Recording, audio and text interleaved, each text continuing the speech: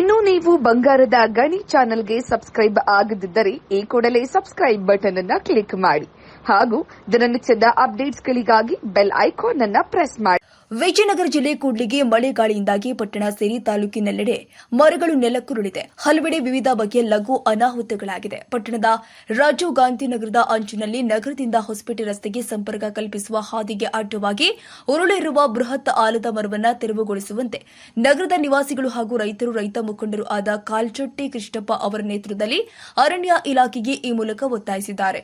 ಸತತವಾಗಿ ಸುರಿದ ಮಳೆ ಗಾಳಿಯ ರಭಸಕ್ಕೆ ಪಟ್ಟಣದ ಹೊಸಪೇಟೆ ರಸ್ತೆಯ ಬದಿಯಲ್ಲಿನ ಅರಣ್ಯ ಇಲಾಖೆಗೆ ಸೇರಿದ ಬೃಹದಾಕಾರದ ಹಳೆಯ ಆಲದ ಮರ ನೆಲಕ್ಕುರುಳಿದ್ದು ಅದು ರಾಜೀವ್ ಗಾಂಧಿ ನಗರದಂಚಿನ ಹೊಸಪೇಟೆ ರಸ್ತೆಗೆ ತೆರಳುವ ಹಾದಿಗೆ ಅಡ್ಡಲಾಗಿ ಬಿದ್ದಿದೆ ಮತ್ತು ವಿದ್ಯುತ್ ತಂತಿ ಹರಿದು ಬಿದ್ದಿದೆ.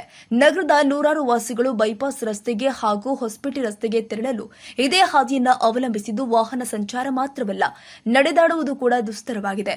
ಕಾರಣ ಮರವನ್ನು ಅತಿ ಶೀಘ್ರವೇ ತೆರವುಗೊಳಿಸಲು ಕ್ರಮ ಜರುಗಿಸಬೇಕು ಅಂತ ರಾಜೀವ್ ಗಾಂಧಿ ನಗರ ವಾಸಿಗಳು ಈ ಮೂಲಕ ಅರಣ್ಯ ಇಲಾಖೆಗೆ ಒತ್ತಾಯಿಸಿದ್ದಾರೆ.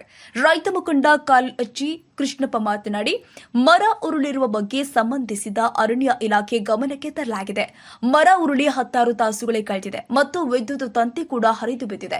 ಘಟನೆ ಜರುಗಿ 10 ತಾಸುಗಳೇ ಗತಿಸಿದ್ರೂ ಕೂಡ ಈವರೆಗೆ ಸಂಬಂಧಿಸಿದ ಇಲಾಖೆಯವರು ಬಂದಿಲ್ಲ ಅಂತ ದೂರಿದ್ದಾರೆ. ಪಟ್ಟಣದಲ್ಲಿಯೇ ಇರುವ ಅರಣ್ಯ ಇಲಾಖಾಧಿಕಾರಿ ಹಾಗೂ ಸಿಬ್ಬಂದಿ ಈವರೆಗೂ ಸ್ಥಳಕ್ಕೆ ಭೇಟಿ ಕೊಟ್ಟಿಲ್ಲ, ಪರಿಶೀಲಿಸಿಲ್ಲ ಎಂದು ರೈತ ಮುಖಂಡ ಕಾಲ್ಚಟ್ಟಿ ಕೃಷ್ಣಪ್ಪ ಆರೋಪಿಸಿದ್ದಾರೆ.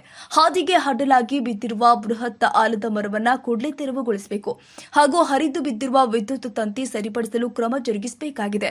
ಹರಿದು ಬಿದ್ದಿರುವ ವಿದ್ಯುತ್ ತಂತಿಯನ್ನ ದುರಸ್ತಿಗೊಳಿಸಬೇಕು ಹಾಗೂ ಮರ ತೆರವಿಗೆ ಇಲಾಖೆಗೆ ತಾವು ಈ ಮೂಲಕ 1 ದಿನದ ಕಾಲಾವಕಾಶ ನೀಡುತ್ತಾ ಇದ್ದು, ನಿರ್ಲಕ್ಷ್ಯ ತೋರಿದಲ್ಲಿ ನಾಗರಿಕರು ಹಾಗೂ ರಾಜೀವ್ ಗಾಂಧಿ ನಗರ ವಾಸಿಗಳ ಕೋಪಕ್ಕೆ ಅರಣ್ಯ ಇಲಾಖೆ ಹಾಗೂ ಜೆಸ್ಕಾಂ ಇಲಾಖೆ ಬೆಲೆ ತೆರಬೇಕಾಗಿದೆ ಅಂತ ಅವರು ಈ ಮೂಲಕ ಎಚ್ಚರಿಸಿದ್ದಾರೆ.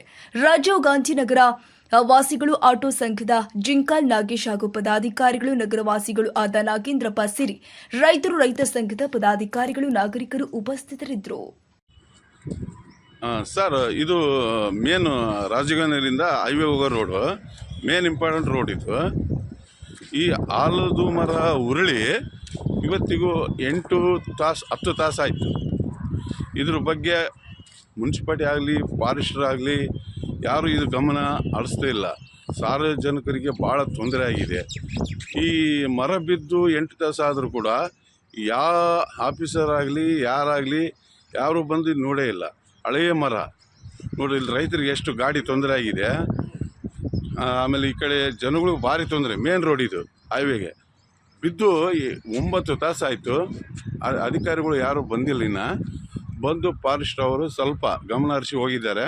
ಮುಂದಿನ ಕ್ರಮ ಏನು ತಗೊಂಡಿಲ್ಲ ಅವರು. ಇಲ್ಲಿ ಸಾರ್ವಜನಿಕರಿಗೆ ಭಾರಿ ತೊಂದರೆ ಆಗ್ತಾಯಿದೆ. ನೋಡಿ, ಈ ನಮ್ಮ ನಾಗೇಂದ್ರ ಅವರು ಇದ್ರ ಬಗ್ಗೆ ಸ್ವಲ್ಪ ಮಾತಾಡಬೇಕು. ಇದು ರಸ್ತೆ ಭಾಳ ತ್ರಾಸಾಗಿದೆ ಅಡ್ಡಾಡೋಕ್ಕೆ ಜನಕ್ಕೆಲ್ಲ. ಇದ್ರ ಬಗ್ಗೆ ಯಾರೂ ಮಾಹಿತಿಯನ್ನು ತಗೊಂಡಿಲ್ಲ. ಫಾರೆಸ್ಟ್ ಡಿಪಾರ್ಟ್ಮೆಂಟ್ ಅವರು ಬಂದೇ ಇಲ್ಲ ಇದುವರೆಗಾದರೂ. ಇದ್ರದ್ದು ಏನು ಕ್ರಮ ತಗೋಬೇಕಂತ ತಮ್ಮಲ್ಲಿ ಕೇಳ್ಕೊಳ್ತೇವೆ. ಮುಂದಿನ ದಿನಗಳಲ್ಲಿ ನೋಡ್ರಿ,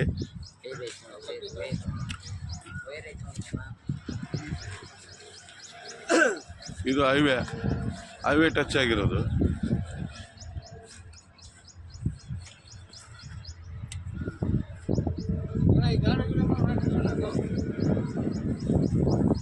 ನೋಡ್ರಿ, ವಿದ್ಯುತ್ ತಂತಿ ಕೂಡ ವಿದ್ಯುತ್ ತಂತಿ.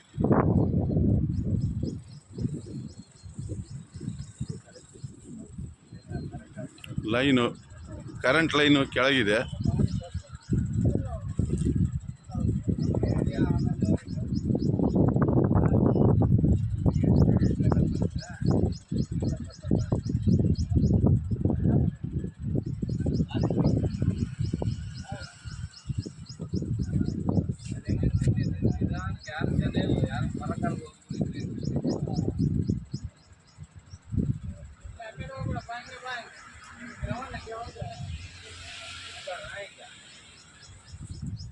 ಮೇನ್ ಇಂಪಾರ್ಟೆಂಟು ಇಲ್ಲಿ ಸಾರ್ವಜನಿಕರು ಕಾಯ್ತಾ ಇದ್ದಾರೆ.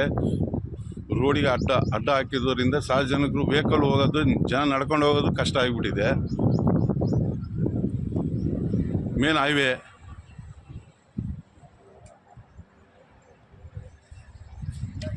ವಿದ್ಯುತ್ ತಂತಿ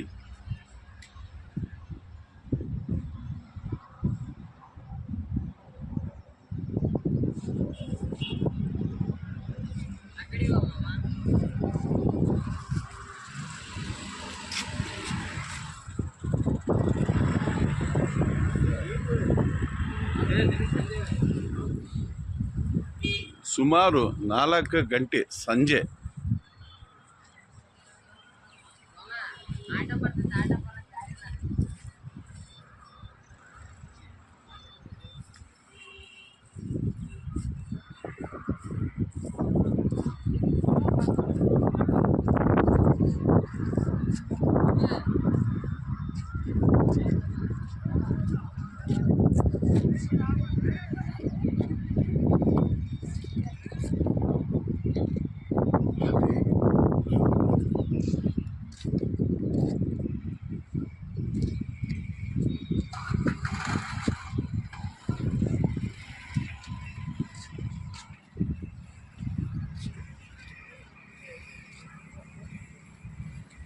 ಹೇಳಲಿ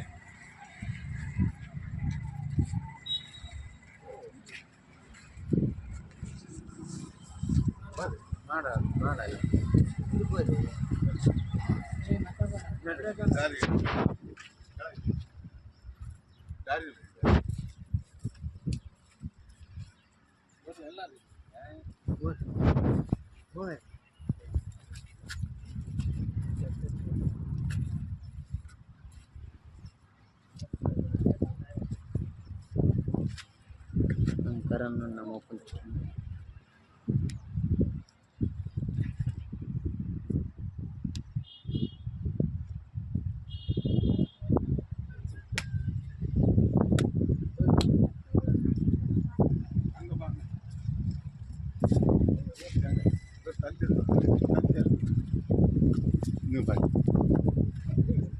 ನೋಡಿ ಸರ್, ಈ ಲೈನಿನ ತಂತಿಗಳು ಕೆಳಗೆ ತೊಂದರೆ ಆಗಿದೆ ಸರ್.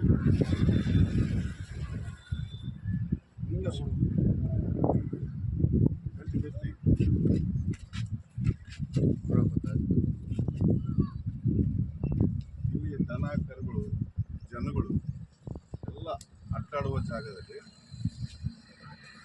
ಲೈನ್ ಕರೆಂಟಿನ ಲೈನ್ ಕೂಡ ಕೆಳಗಿದೆ. ಇದ್ರ ಬಗ್ಗೆ ಯಾರು ಗಮನ ಹರಿಸ್ತಾ ಇಲ್ಲ. ಯಾಕೆ